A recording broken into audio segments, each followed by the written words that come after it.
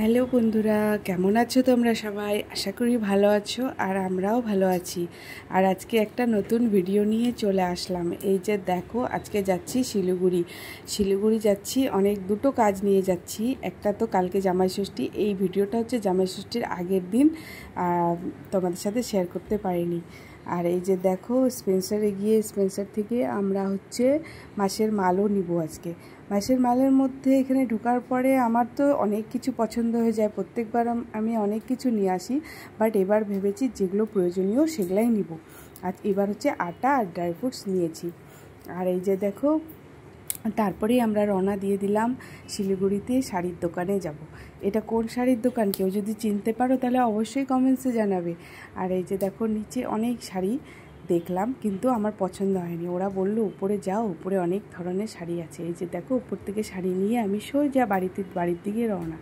বাড়িতে আসবো আর একটু টি গার্ডেনের ফটো তোমাদের সাথে শেয়ার করব না, তাই কি কখনো হয়? এই যে দেখো, ঘরে ঢুকে দেখি মা এখানে পুজোর আয়োজন করছে।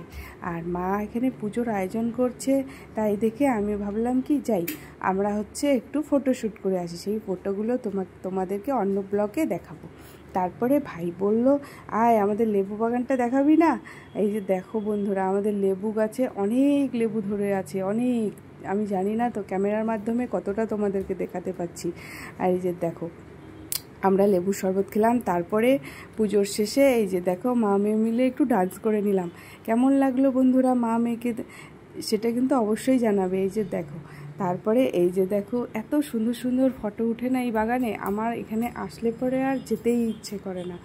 কি সুন্দর বাগান, একদম কোনো গাড়ি ঘোড়া শব্দ কোনো কিছু নেই, কোনো পলিউশন নেই।